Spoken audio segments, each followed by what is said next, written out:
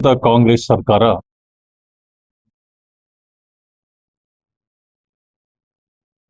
3 ವರ್ಷಗಳ ಸಾಧನಾ ಸಮಾವೇಶ ಅಂತೇಳಿ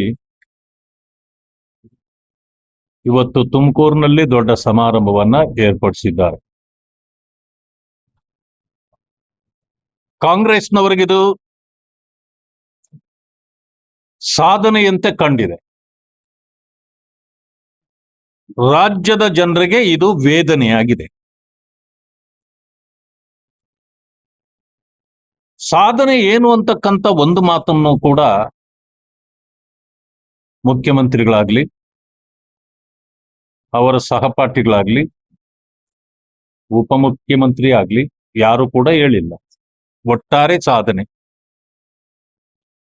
1 ವರ್ಷ ಆಯ್ತು ಸಾಧನೆ ಮಾಡಿದ್ರು, 2 ವರ್ಷ ಆಯ್ತು ಸಾಧನೆ ಮಾಡಿದ್ರು, 3ನೇ ವರ್ಷದ ಸಾಧನೆ ಸಮಾವೇಶವನ್ನು ಮಾಡಿದ್ರು. ಬಹುಶಃ ಕಿತ್ತಾಡದೆ ಇದ್ರೆ ಇನ್ನೂ 2 ವರ್ಷ ಮಾಡ್ತಾರೆ. ಆದ್ರೆ ಪ್ರಯೋಜನ ಏನು ಅನ್ನೋದು ಯಾರಿಗೂ ಏನು ಆಗಿಲ್ಲ. ಒಟ್ಟಾರೆ ಹೇಳೋದಾದ್ರೆ ಈ ಕಾಂಗ್ರೆಸ್ ಸರ್ಕಾರ ಕಳ್ಳರ ಸಂತೆ ಇದ್ದ ಹಾಗೆ.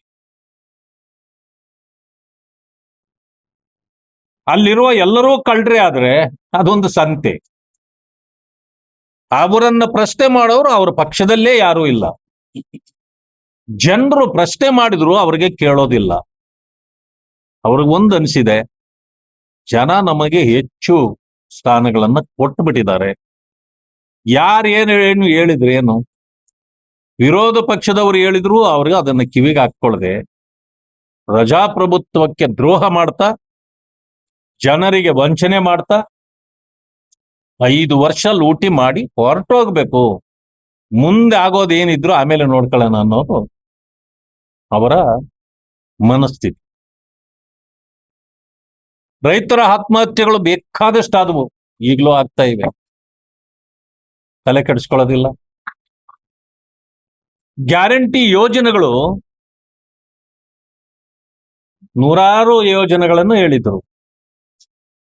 ಮೊದಲನೇದಾಗಿ 5 ಗ್ಯಾರಂಟಿ ಘೋಷಣೆ ಮಾಡಿದ್ರು. ಹಂತ ಹಂತವಾಗಿ ಬೇರೆಲ್ಲವುಗಳನ್ನು ಕೂಡ ನಾವು ಮಾಡ್ತೇವೆ ಅಂತ ಹೇಳಿದ್ರು. 5 ಗ್ಯಾರಂಟಿಗಳೇ ಯಾವುದೂ ಸರಿಯಾಗಿ ಜನರಿಗೆ ತಲುಪಲಿಲ್ಲ. ನುಡಿದಂತೆ ನಡೆದಿದ್ದೇವೆ, ನುಡಿದಂತೆ ನಡೆದಿದ್ದೆ. ಅರೆ, ನೀವು ಬಾಯಿ ಮಾತಿನಲ್ಲಿ ಹೇಳ್ಕೊಂಡ್ರೆ ಏನ್ ಪ್ರಯೋಜನ?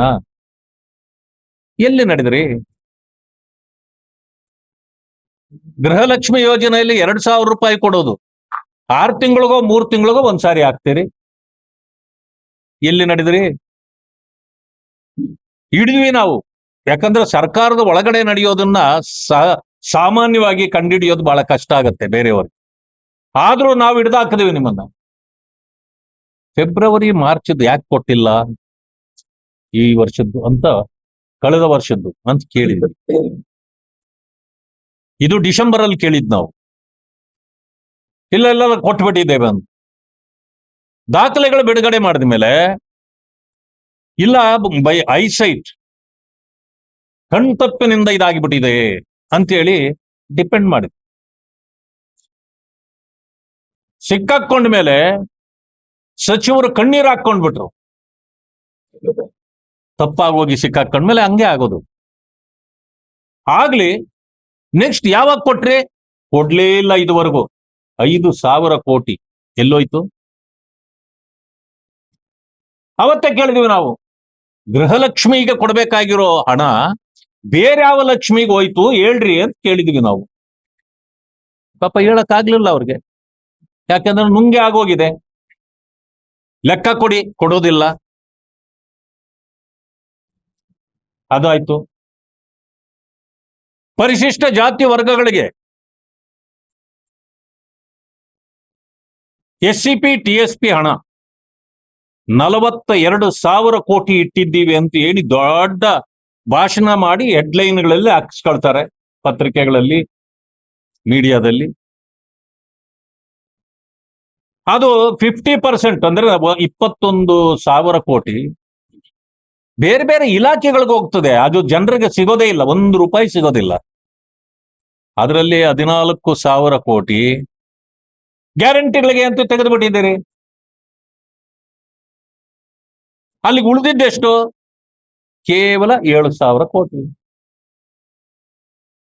ಅದು ಪರಿಶಿಷ್ಟ ಜಾತಿ ವರ್ಗಗಳಿಗೆ ಕೊಡ್ತೀವಿ ಅಂತ ಹೇಳ್ಬಿಟ್ಟು ಇಲಾಖೆಗೆ ಕೊಟ್ಟು ಸಂವಿಧಾನ ದಿನಾಚರಣೆಗೆ ದುಡ್ಡು. ಯಾಕಂದ್ರೆ ದಲಿತರಿಗೆ ಮಾತ್ರ ಸಂವಿಧಾನ ಇರೋದು ಈ ದೇಶದಲ್ಲಿ, ಬೇರೆಯವರಿಗೆಲ್ಲ ಸಂವಿಧಾನ ಸಂಬಂಧ ಇಲ್ಲ.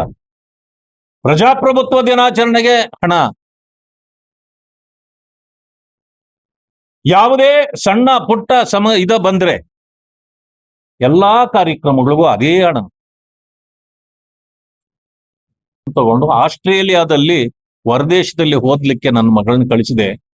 ಪರ್ಮಿಷನ್ ಏನೋ ಕೊಟ್ರು, 2 ವರ್ಷ ಆಯ್ತು, ಇದುವರೆಗೂ ಆ ಫೀಸ್ ಕಟ್ಟಕ್ಕೆ ದುಡ್ಡೇ ಕೊಡ್ತಾ ಇಲ್ಲ ಅಂತ. ಇದು ಬೇರೆ ಕ್ಷೇತ್ರದವ್ರದ್ದು ಕಷ್ಟ ಆದ್ರೆ ಹೇಳ್ಕೊಂಡ್ರೆ ಪರವಾಗಿಲ್ಲ, ಏನೋ ಅವ್ರ ಗಮನಕ್ಕೆ ಬಂದಿಲ್ವೇನೋ.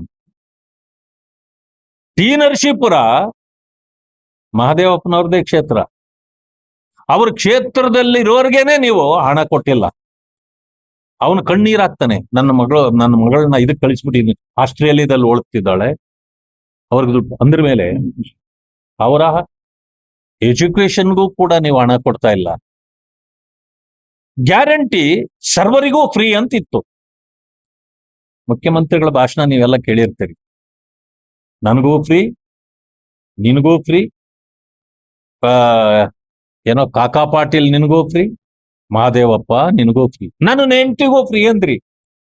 ಆಯ್ತಪ್ಪ, ನಿಮ್ಮ ಹೆಂಡತಿಗೂ ನಿಮಗೂ ಫ್ರೀ ಆಗಿರ್ಬೋದು, ಕಾಕಾ ಪಾಟೀಲ್ಗೂ ಫ್ರೀ ಆಗಿರ್ಬೋದು, ಮಹಾದೇವಪ್ಪನ್ಗೆ ಯಾಕೆ ಫ್ರೀ ಇಲ್ಲ? ಮಹಾದೇವಪ್ಪ ದಲಿತ ಅನ್ನೋ ಕಾರಣಕ್ಕೆ ಅವ್ರಿಗೆ ಫ್ರೀ ಇಲ್ಲ. ದಲಿತರಿಗೆ ಗ್ಯಾರಂಟಿಗಳು ನೀವೇನು ಅನೌನ್ಸ್ ಮಾಡಿದ್ರೆ ಆ ಗ್ಯಾರಂಟಿಗಳನ್ನ ಕೊಟ್ಟೇ ಇಲ್ಲ. ಅಂತವುಗಳಿಗೆ ಅದನ್ನ ಯೂಸ್ ಮಾಡಿದಿರಿ. ಇದು ಅಸಂವಿಧಾನಿಕ. ನೀವು ದಲಿತರಿಗೆ ಮಾಡಿದ ದ್ರೋಹ. ಇದಕ್ಕಾಗಿ ಖುಷಿಯಾಗಿ ದಲಿತರಿಗೆ ನಾವು ಮಾಡಿದ ದ್ರೋಹಕ್ಕಾಗಿ 3ನೇ ವರ್ಷದ ಸಾಧನೆ ಸಮಾವೇಶ ಅಂತ ಏನಾದ್ರೂ ಮಾಡ್ತಿದ್ದೀರಾ? 3 ವರ್ಷಕ್ಕೆ 3 ನಾಮ ಹಾಕಿದ್ದಾರೆ ಜನರಿಗೆ.